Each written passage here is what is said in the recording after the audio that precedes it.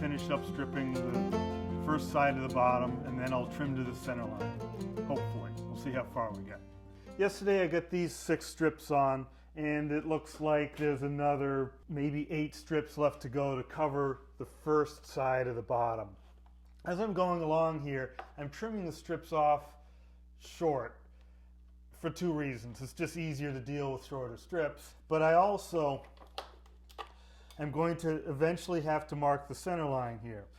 And if I have a lot of strips beyond the center line, getting my jig in here to fit and mark that is tricky because it'll take up all the space inside my cut. I want to trim it back, but I do want to make sure I get completely past the center line. So I don't want to cut this strip a little short, so the next strip coming along will come up in here someplace. I want to double check and see where the center line actually crosses the existing strip, so that way I make the new strip at least cover the center line. And so the easiest way to do that is just go to the next form beyond where it's already crossed the center line. So here it has not yet crossed the center line. Here it's already crossed the center line.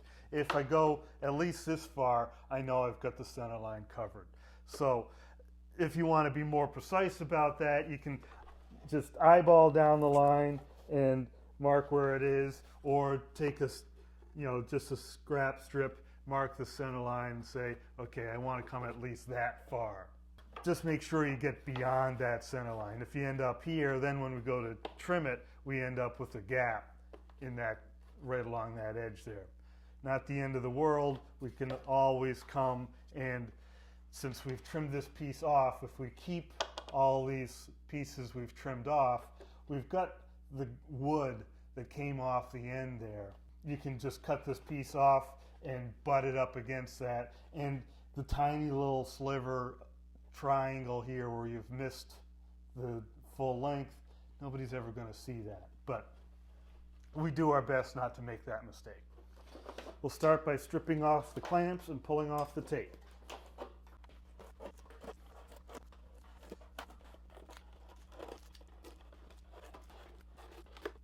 The microBootlegger Sport has a shallow V bottom, and on either side of that, of the keel line, it ends up being pretty flat as it comes in towards the center line. So as we go along here, there's much less beveling required the farther along we get. I'm not sure if we're going to need any beveling at all here. Maybe a little bit up at this end. Here nothing. Here nothing. Because this surface is so flat right here, the square edges meet up perfectly and we're good to go. So I'm going to give a quick little small amount of beveling right here, but it's not going to require much at all.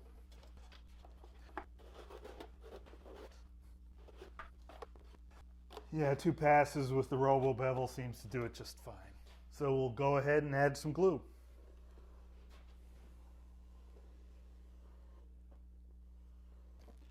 I've been using this Haugen bottle, and it's not bad. The tip is nice, sort of wide but small, so it puts a wide bead down, but it's not a thick bead. Been worried about the tip gumming up, but so far it's been good. The cap has kept it from getting clogged.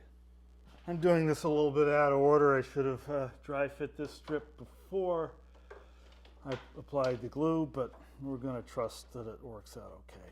So again, I'm lining up those reference lines here. Get some clamps on it to hold it in place, and then I'll trim it here a little bit longer than I think I need. Should be okay. I will then clamp and tape the strip in place.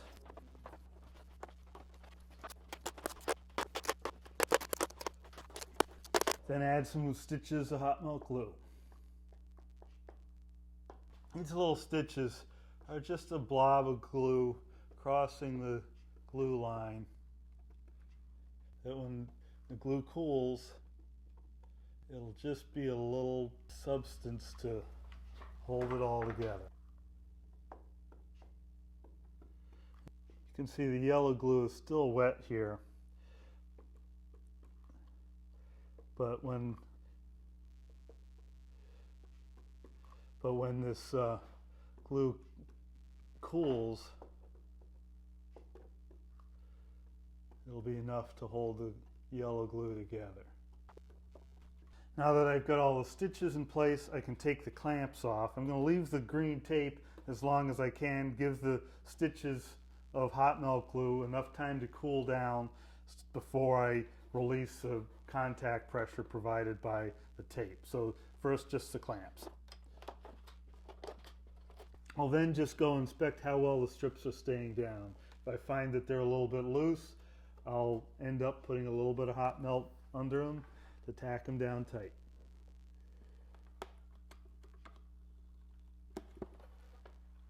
If I find something's a little bit loose, just inject a small dot of hot melt under it, press it down tight. That'll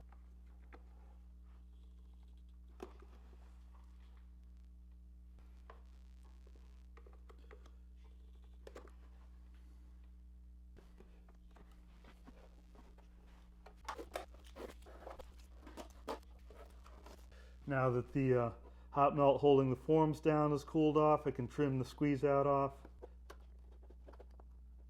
so it doesn't get in the way of the next strip. If you try to trim this squeeze out off too early, it'll still be tacky and not hard enough to cut, and it'll just be gummy. So let it cool off for a little bit, then come back and trim it off. So now is where you can see the benefit of using the hot melt method, because I can go just grab another strip and put it on immediately. I don't need to wait for the glue between the strips to dry. It's all good to go. I don't have any clamps in the way. Everything's clean. I can add the strip in right away. I didn't come up with this idea. Rob Max of Laughing Loon Canoe and Kayaks originated it. He's got a great YouTube channel too with some of his techniques. I'll post a link down in the description, and there should be one showing up in the corner up here. Check out what he's up to. He's got some really great ideas. This is why you do the dry fit. I missed a spot of glue here, and by just testing the fit, you catch that sort of stuff right away. Show you with a little bit more detail what I'm doing when I trim that glue off. It doesn't tend to stick very well where it's not been pressed down hard against the surface. So where it squeezes out here, I can just slice right underneath the bottom and right across the top and end up with a piece that should peel out of there pretty easily.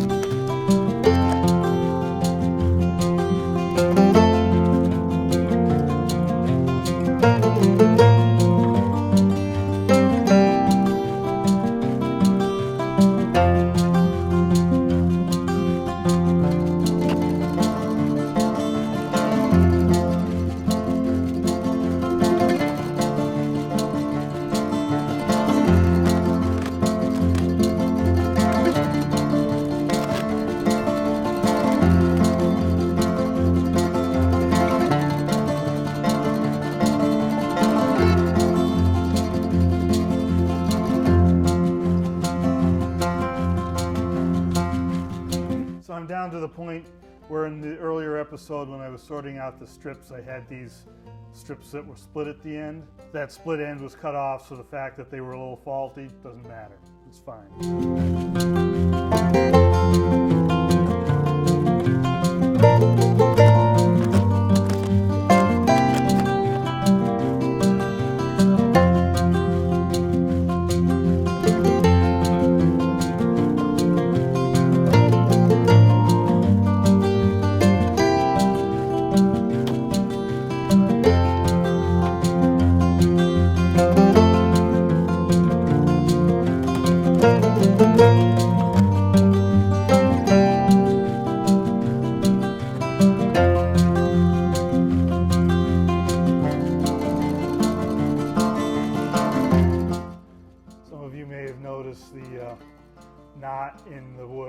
was sorting it out, that's getting cut off as well.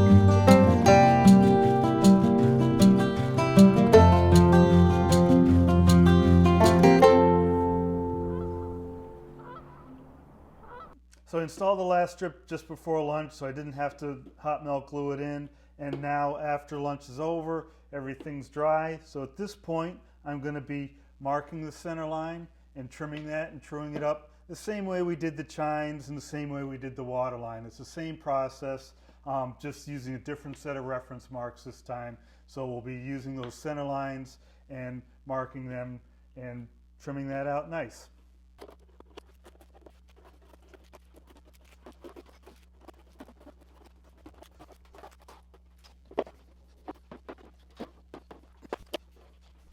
So I'm going to be using a jig like I used all along. The only difference is this center line here is centered on the center line. It's a 1/4 inch thick slot, and that's centered on the center line. And so if I use this and went up against one edge of that, I'd have it be 1/8 of an inch off. So just for convenience, I modified a jig here. So in this case, this edge here is 1/8 inch off from this edge there. So that 1/8 inch makes up for the offset of the edge of that slot. So just like normal, I put it in there and I run it up against the edge of the slot and I make my mark. And I go ahead and do that down the length of the boat.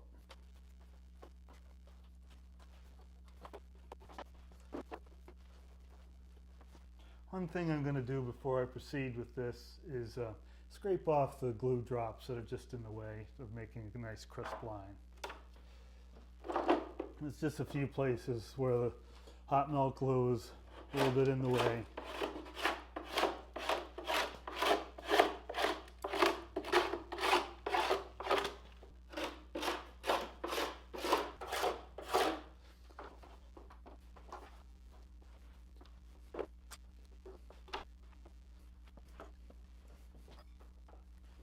Just like all the other times, it's a matter of getting your eye down on the line and just sighting to see if it's straight.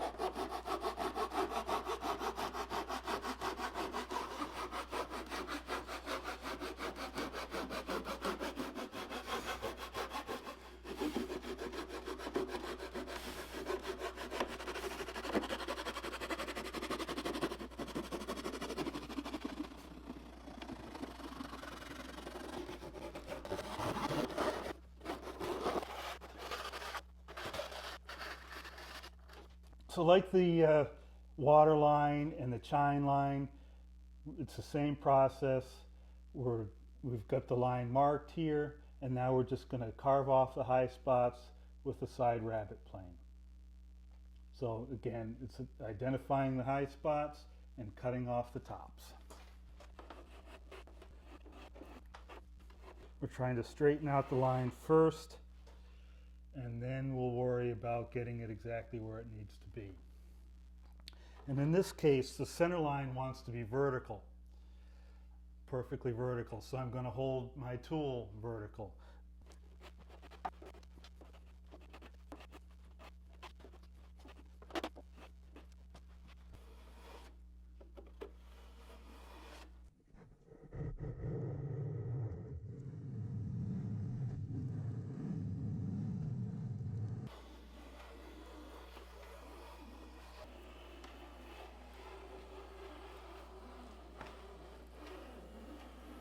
Now that I've got this seam all straight and true, I'm ready to start stripping on the other side, fill in this space. This is where we get into the real meat and potatoes of strip building, where you have to actually fit strips into a given space.